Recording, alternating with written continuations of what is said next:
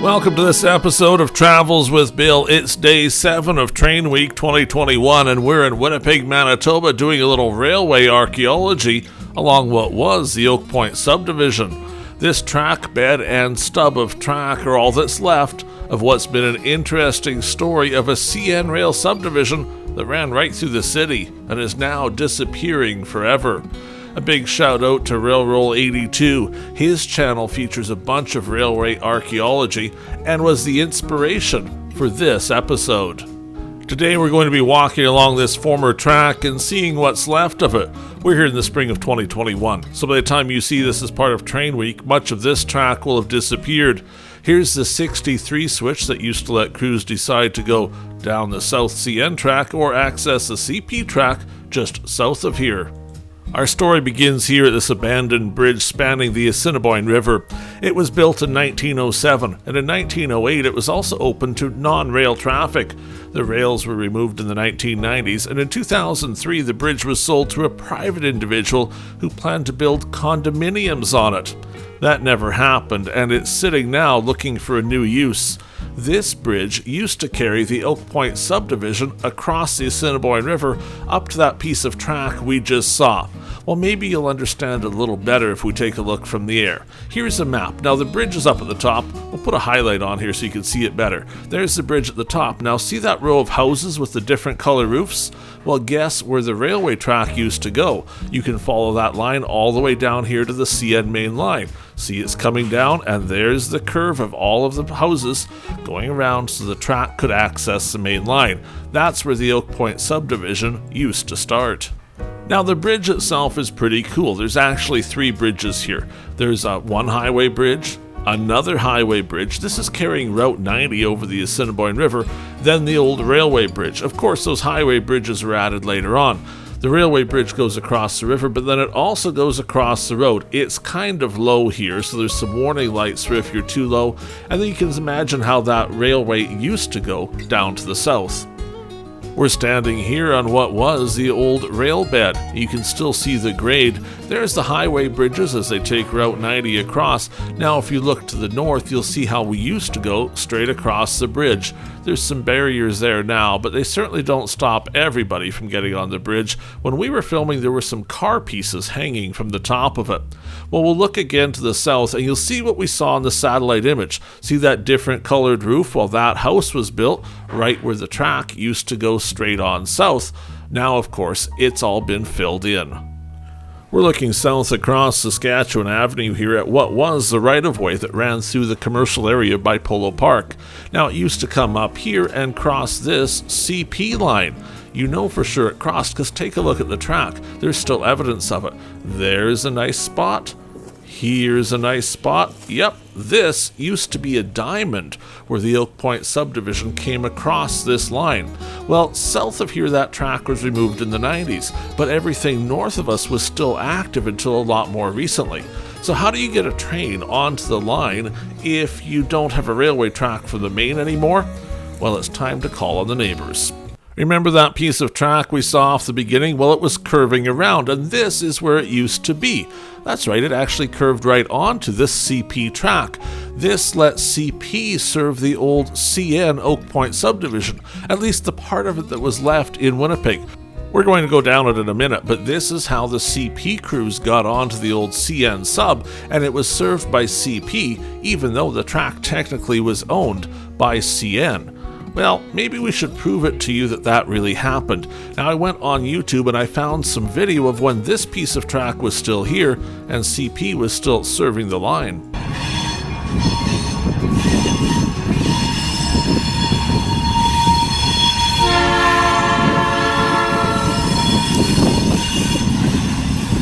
This is part of a much longer video. I'll link to the whole thing in the description. It's all about this train running on the Oak Point Subdivision. See the crew there waving? They're remote controlling the train with a belt pack, and they're coming around where we were just looking, that piece of track that has since been removed. So coming off of the Oak Point Subdivision and then moving back on to the Canadian Pacific line that's still there to this day. Well, that's how the trains got there when there was no more CN track coming to the area. This is mile point 4.1 on the old Oak Point Subdivision. Now, if you're looking for information on how things used to be in Winnipeg and Manitoba, traingeek.ca is a great place to go. They have a pile of information, and we're using some of it in this video to tell you the way things used to be. We'll watch for a second more as this train clears on out of here, and then we're going to get back to our tour of what's left of the track now that it's not connected to live rail at all. Now, you probably saw it already when we looked before, but let's go back and look at one more interesting thing here, right at what used to be the junction. It's this old switch box. Well, there's not much in it now, I assume. It's locked, but it's also pretty old. It would have no doubt provided the protection for the junction here, so you would have had some lights at one point. Well, the lights are long gone, but the switch box is still here. Looks a little bit worse for wear, but it's working as a canvas, I suppose, for someone. It runs its power down here to this pole, and then if you look up the pole, well, there's not much left of it really. It's been disconnected for some time, but once upon a time, that's how it worked. In fact, the old leads are still here too along the ties where they used to connect to the track, then ran underground here a little bit. Well, and here's some more of it where it's been disconnected. That no doubt ends up in switchbox. We're traveling north here along the track. This is what would have gone across the CP line. See how it's really grown in here? Well, that little side piece would have come off the side here. This is where there hasn't been a train for a very, very long time. It was the 1990s when this piece of track was last used. On this piece too, you can see some old wiring, and here's an insulating joint where at one point they would have been sensing if a train was coming up to that junction. Well, this part hasn't had a train because, of course, they couldn't go through, and it's just a little bit of ways from here where that track went over to the CP line.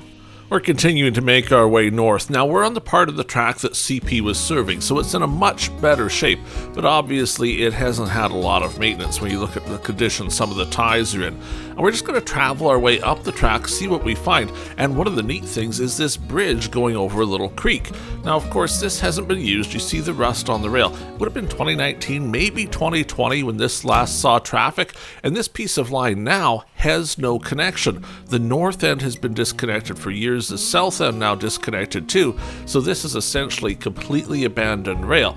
So it's kind of safe to walk across here because there's no way for a train to get here even if it wanted to. The bridge is one of the most scenic parts, so we're going to stop here and look at the creek for a second because, well, it's kind of cool to see it really and see how it runs right under where the track was. Unfortunately, this will soon be disappearing.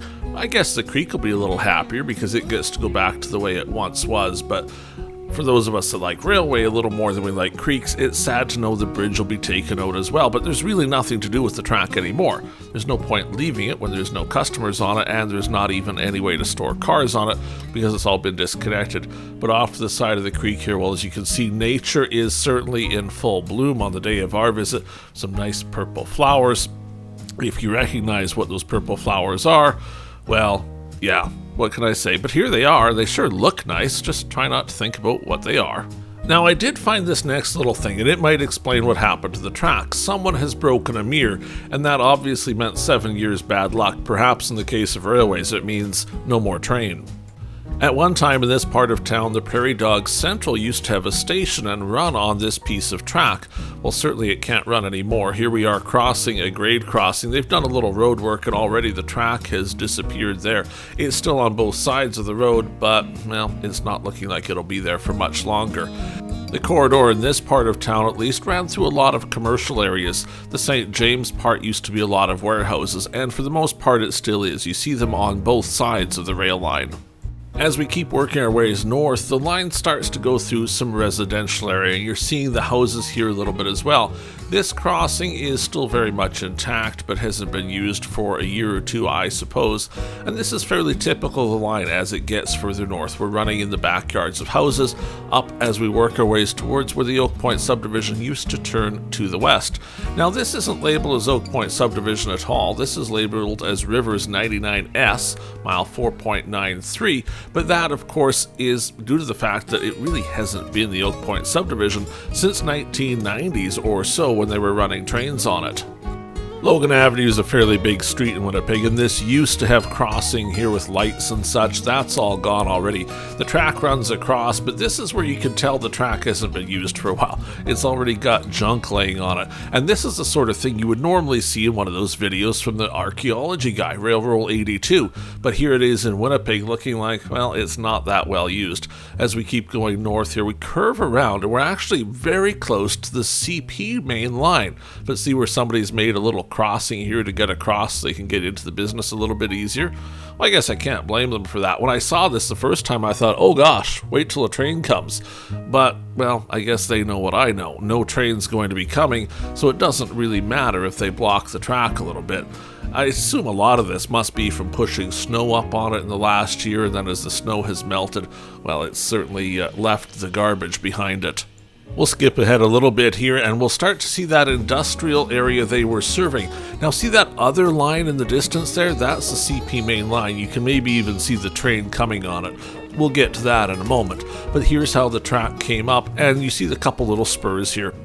Each of these go into what was once a customer. Now, some of the customers already have the rail line covered over. Some of them still have it sitting there, but this is another switch. This is labeled the BO73 switch. This is for more when CP was serving the line. If you looked at the timetable for them, you'd find it. Well, we really should check out that other train. I'd hate to miss a train on train week. Let's look at the track for a second. Then I guess, well, we may have to just skip on over here a little bit and see what's coming, because it is the CP main line after all, and it is a train, so we better spend at least a minute or two watching it. Where this CP main line is coming in, they're just about getting into their yard here. So you'll see the train coming in a little faster. It's going to slow down as we go. We're actually going to only watch a bit of it. We'll skip back to the railway track here in a moment. But the train essentially just coming in. Here it's double track for CP as they come into the yard, but it doesn't take very far to the west until it's single track. Now, if you remember back to an earlier episode on Train Week 2021, we were watching CP rail. That was just a little bit to the west of where we are right now. You can find that video by looking back earlier on in the channel. So back to the track we're supposed to be following. Here's that same little switch again, and here's how that goes. The main line continues the one way at least. The other one disappears off into what was once a rail-served customer.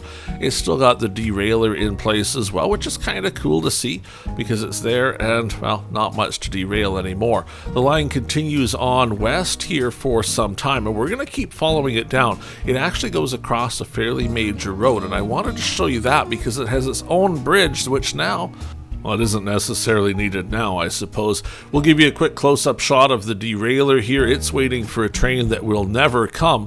It's still locked with a CPR lock because they were, of course, the folks serving this piece of track most recently. For the rest of this tour, we're basically beside the CP main line, and so before we could get any further, well, we saw this guy coming on in. Check out the engine here. This is Prairie Rail Solutions. This is the kind of commercial side of the Prairie Dog Central. They own that. They don't use it for passenger service, but they do use it for moving cars around. They do a lot of car storage up on their track when needed, so I suppose if they need to bring the cars in or take them here and there, they've got the ability to do that. Moving to the west, our line we're following, the old Oak Point Subdivision, crosses Route 90.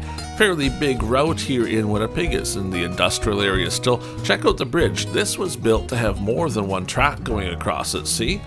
What's right above us is what was the Oak Point Subdivision, and there's space in the bridge for there to have been a second track. But it was never built, and now that first track isn't used either. Well, it's kind of sad to see that. They had big plans here for what this was going to be. Well, it didn't work out. Here's the CP main line going across. They do have two tracks here, so we're just going to walk under this one so you can see what the bridge would have looked like if it had both tracks built out on it like was originally intended. Yeah, it's just double wide, so nothing really special to it. We're walking under the CP Carberry subdivision here in this part of Canada. That, of course, is the CP main line. Now, the bridge is actually a fairly nice looking bridge. I like the design of it. We'll take a look from a little further back here so you can see what it looks like if you're coming at it from a vehicle. It's a fairly well-known bridge. We're still right close to Logan Avenue. I kind of like railway bridges, but you don't spend a lot of time on them. In fact, you should never go on them because it's so dangerous. You never know when a train would come and, well, that could be it for you. Of course, you're about to see me break the law here and do what you shouldn't do. And I want to remind you how dangerous it is. The only reason we're doing this is because we know there can be no train on this particular piece of track. It's cut off on both ends and it's being removed. So because of that, and only because of that, I'm going to walk out on the bridge here to show you what the bridge actually looks like. You shouldn't do it. It isn't legal because obviously this track is owned by CN and I'm trespassing here. I'm only doing it because of the fact that there can't possibly be a train. And you'll notice I don't even really go up to the edge just to make sure I can't fall off either. We did it for the video, but you shouldn't come do it. Having said that, it's pretty cool up here, isn't it? Because how often do you ever really get to go across a railway bridge? Well, today we did. Two interesting things I want to show you on the bridge. One is this survey marker. This, of course, you would use when you're doing some surveying. It shows you exactly where to start and measure from. It's up there right on the bridge. Kind of cool. The other is this piece of rail. Thankfully, this is the guardrail on the bridge. It's not the actual travel track, but wow, talk about deterioration. We'll keep heading west here along the track, and here we've come to another switch. We'll actually follow this one in and see that, well, they haven't been served for a while. You can kind of tell that because straight ahead looks a little more maintained than the turnout here, doesn't it? It's switch number 74. You know, this track used to go a lot of places. In fact, it used to carry on west here for a while. We'll see where it terminates now, but even then it went a little further and then it skipped across the CP line and carried on up to the north. It went along highway number 6.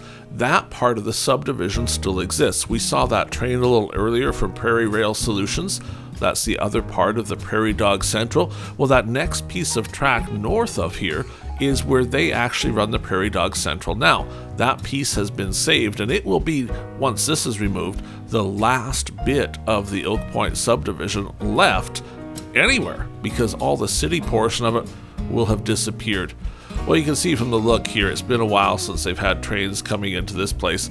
Looks like it's more of a warehouse now, doing some courier work here, but there's still a fence, there's still officially a track, but once you're inside, you can't even see where the track goes. I tried to figure out for a bit if it was just buried inside or if it's been removed. Kind of impossible to know, but certainly won't be used anytime soon, and at some point will be completely removed. Well, we'll head west now as far as the line has gone in quite some time. Yep, there's end of track. Now this hasn't been used for a while either. You can see how grown it over it is. The other track comes along here and stops too. We're still right along the CP main line though. In fact, there it is. This is that same crossing that's in the other Travels with Bill episode.